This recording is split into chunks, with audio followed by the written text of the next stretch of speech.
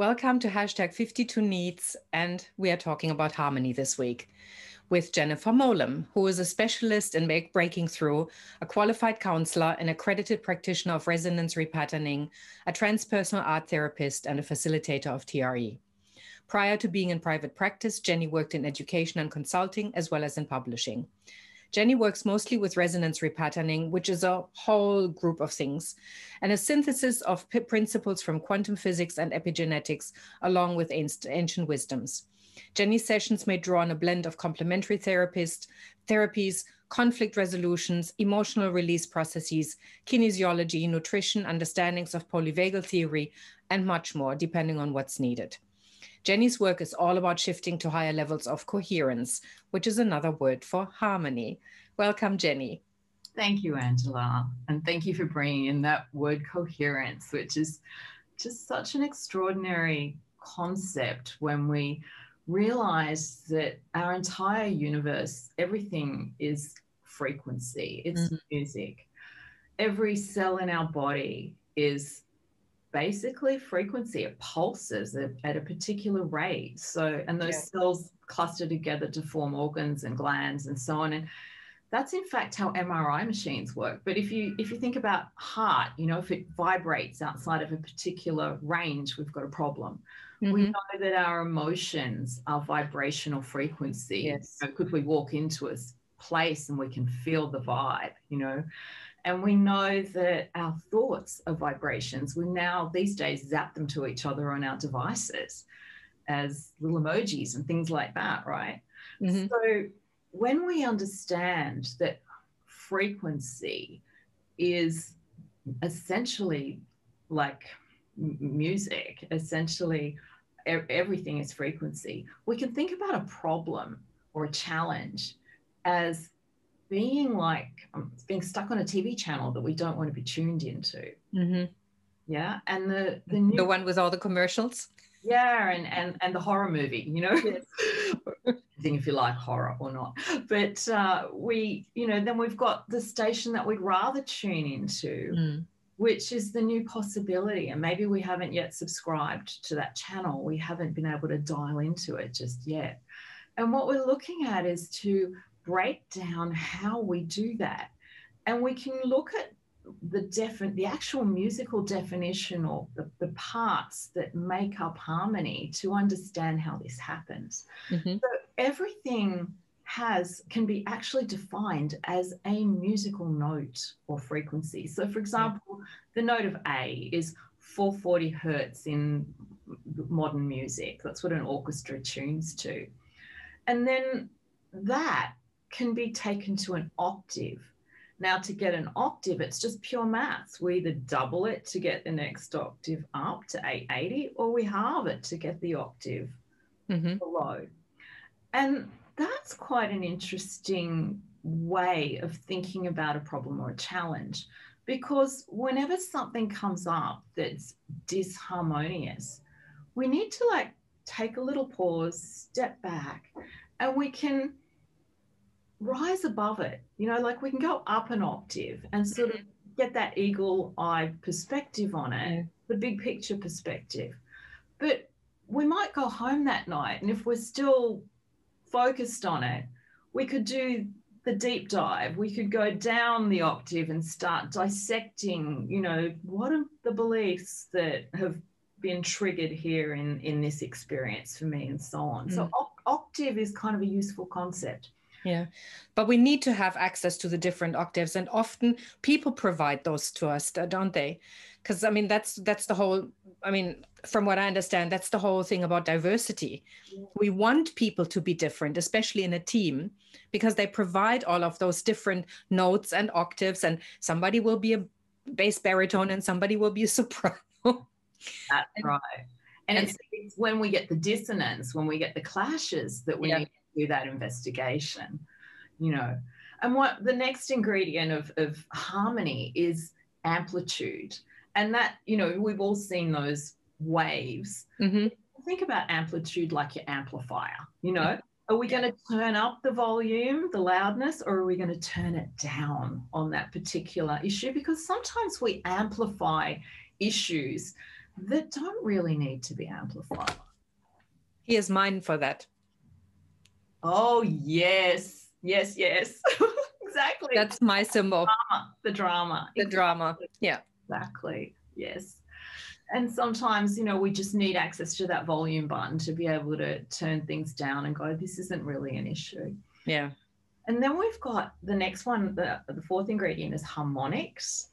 And this is beautiful because harmonics is something we don't talk about a lot, but it is, if we're playing the note of, let's say, A, it is the difference between that same vibration, 440 hertz, on a flute, on a violin, on a drum. It's all the same frequency, but it's a completely different quality, and it lands in a very, very different way. Mm-hmm. And what's beautiful when we understand about the human voice is we have within our voice everything we need to be able to heal ourselves, to be able to communicate to, and there's a thing called prosody that we talk about in therapy, which in our voice we can communicate cues of safety or cues of danger along with all of our facial expressions. Yeah. We know, particularly with children that experience autism, they are very reactive to low frequency sounds. Yeah. And grating sounds, disharmonious sounds. Exactly. Yeah. Children, and yes, especially autistic children, but it's animals. Exactly, that growling of dogs. They're all, when we hear these grating sounds, like, and it's not necessarily the chalk on the whiteboard, but on the blackboard. If anybody still knows what that means, with all the electronic whiteboards we have these days, we may not. Sure. But if you cut against the grain with wood, you know, and it makes that screeching sound, we have an automatic response to that. That's right.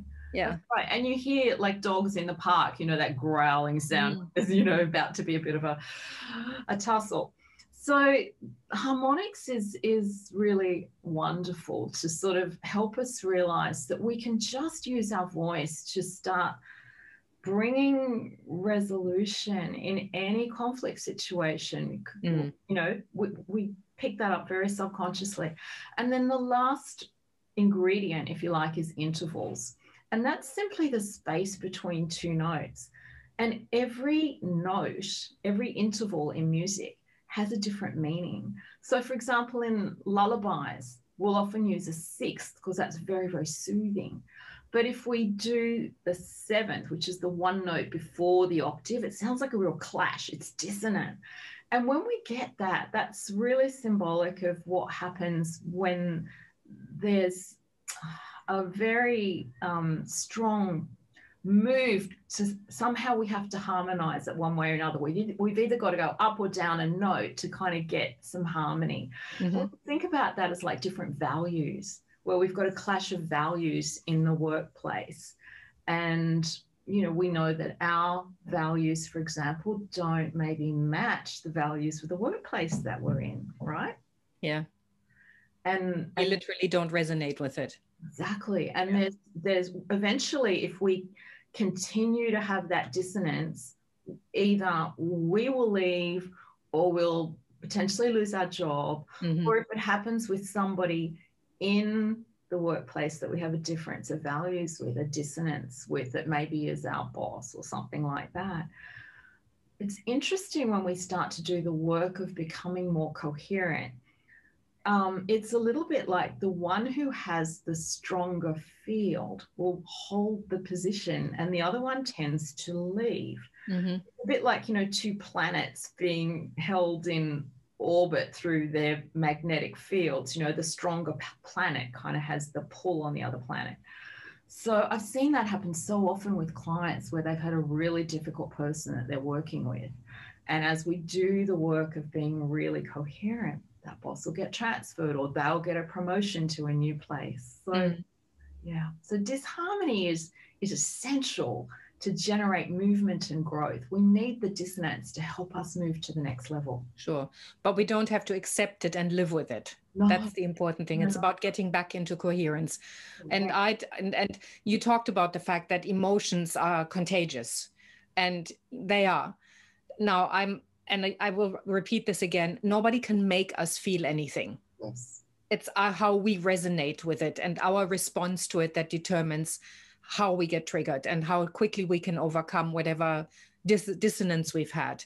There's that beautiful metaphor of, whenever we point to someone and say, you make me, that we've got three fingers coming back at us. So we do need to take responsibility for how we feel. Yeah. So it's and this is my special passion, as you know, the importance of regulating emotions and recognizing that not every emotion should be on full display. Yeah. But it's important to also recognize that when we push it down, it's still there. Yes. It doesn't dissolve just because we're not expressing it. So the idea is to actually get back into harmony. And that could be, and for those of you who've done the training with me, you know that would be a vent or a plum with a sunshine person, so that you can start radiating on that sunshine level instead of that fog level. Which is my very simple metaphorical way of saying you can resonate in a really positive and uplifting way, or you can really resonate in a low and destructive way. Yeah. So we're basically speaking the same language using different words. Absolutely. So, what you've just shared with the sunshine and fog, it's a little bit like the octaves, it's yes, like exactly. We go up to sort of get the sunshine view, and we, can dive down under the iceberg to really, through the fog and the mist and everything else to see what's really underlying this passion. Yeah. Yeah. Okay. So in teams, I have worked with teams where the dissonance was it was almost palpable. Yeah. As you said before, you come into a room and you can feel something is off. Yeah. Have you got any tips for us on how you can, again, everybody needs to be responsible for their own emotions. That's definitely one thing. And we have practiced the zipping. Maybe are there some exercises that you can recommend that people could do maybe before they do a meeting, just to make sure but to enhance harmony, to create a more coherent field when there is maybe a difficult topic to discuss? Look, there are really simple breathing exercises that we can do, and so many different self-regulation exercises. But if we're really going to tackle something in a team scenario, we'd almost want to look at doing an exercise with the whole team. Yes. And so looking at something like where you had every party express what are their needs and what are their concerns. Yeah. And map those out, and then step up and find what's the common intention. The power of intention is really the most important thing here, because if all the parties involved have the intention for harmony, have the intentionality for resolution, anything is possible. But it's one of the reasons why I kind of moved away from the conflict resolution terminology, because it very much reinforces that there is, I think we've had this conversation before, that it's saying what we don't want, essentially, which is the resonance we don't want. Constructive discussions, that's what we want. Yeah, coherent conversations and new possibilities, moving in the direction of new possibilities. So once we've got the common piece that everybody's looking for, then we can map all the different ways of potentially how we can get there. But just to be really clear, this is not the harmony that people often talk about, the superficial harmony of being nice to each other and of just keeping your mouth shut, just not to interrupt the piece. It's about creating peace, that coherence and harmony that comes from the inside. Yeah. So we literally, as you said, we are more energy than anything else. Yes. And so that we start vibrating. We don't say there's a reason why we say like vibrations attract each other, or we vibrate on the same level, or, all of these expressions. We talk about being on the same wavelength. Yeah. And that one. Yes. Yeah. Literally. Exactly. Yeah. So getting into the same, or getting on the same wavelength is really important. And as a leader, I think people have a particular responsibility to create that wavelength of harmony, of coherence, because the tone, we use that word, set the tone. Exactly. Yeah. So it's always back to music, but not maybe the way people have thought it was. No, we don't have to have a musical bone in our body to do harmony. Yeah. We really don't. So. Yeah. Okay, so is there anything else we need to talk about? Because we've just scratched the surface, like really. Yeah, I think the thing that's really powerful is to be able to use amplitude, to really be able to zoom in, to see, perhaps like looking at with a magnifying glass, what is causing a rupture, what's creating non-coherence. Not from the perspective of looking for problems, but when we're trying to find a block in the path, if things continually get stuck or hijacked, or, you know, in a team, there's often one person that could be, and this isn't a blame thing, this is about they maybe are holding a limiting belief. They're maybe not fully aligned or fully understanding what's happening. So having some kind of strategies, and this is often where team training comes in, but it often doesn't get translated back into the workplace in the way that we would want it to. Everybody gets very motivated and excited, but you know, we need to then have concrete ways of embedding it. So I know that's one of your specialties as well. And my passion, yes, absolutely. Yeah. And yeah, and again, as you said, it's about creating a team culture where everybody lives this, where everybody really is on the same wavelength. And it's not just talking it, it's being it. Yeah. It's resonating from the place of being. Yeah. And creating that from that frequency, cellular being, basically. I mean, human being, not human doing, right? Yeah.